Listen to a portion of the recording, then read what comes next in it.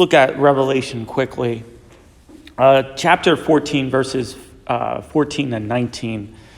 So the way the book is set up, so starting at chapter 4, we're presented with things of seven seals, which we talked about last week. So there was a scroll with 7 seals.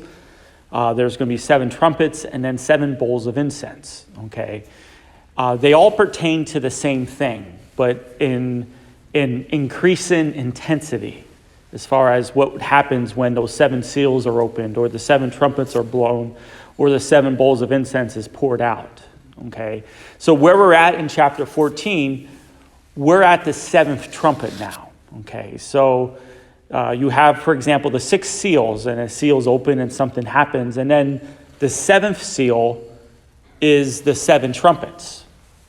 Okay, and so the 7 trumpets, which is going to be one of this image here, today's first reading, is also going to lead to the 7 bowls of incense that are going to be poured out. So here's quickly what we have.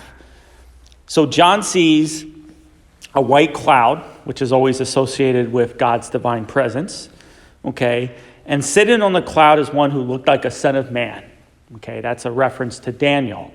A lot of judgment oracles in the book of Daniel.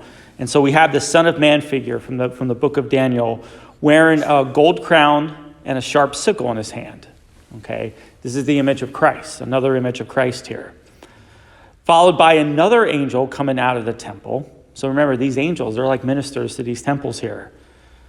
Crying out to the one sitting on the crowd, use your sickle and reap the harvest, for the time has come because the earth's harvest is fully ripe. Which is kind of, you want to just pause there for a second and we'll say, well, wait a second, why is an angel telling Christ what to do?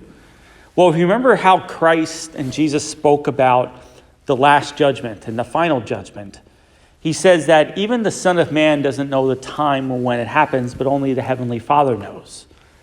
So here we just assume that this is a directive from the Father for the Son now, for the time has come. And so the one sitting on the crowd swings his sickle over the earth, and the earth is harvested. Okay.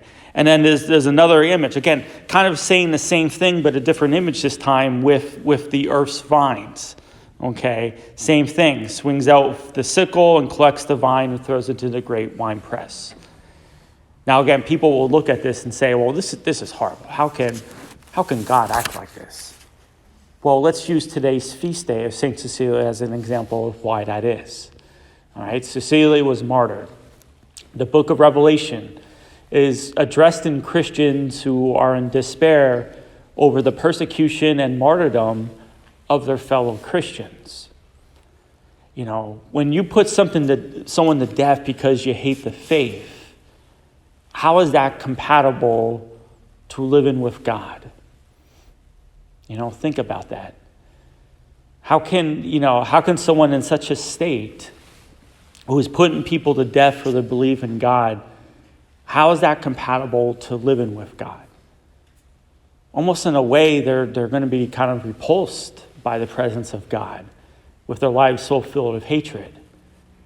And if they consider themselves enemies of God, and now they see God face to face, well, who's going to win that battle? Are they going to overcome God? Or is God going to overcome them? You know, and part of this whole, last judgment, final judgment, not only is it a matter of justice, but it's just a matter that there's really only one ruler. We just celebrated the solemnity of Christ, the King of the universe. Okay. As I said, only him and Monsignor Domen can hold that title. All right. And there's only one king, one kingdom, and it's a matter of us to choose, do we want to be part of this kingdom or not? Because in the end, all the nations and all the empires and all the great powerful leaders, they're going to fade away, all right? Their time will eventually come and will end. That's how it is. But God's kingdom lasts forever. Let's be a part of that. May God bless you.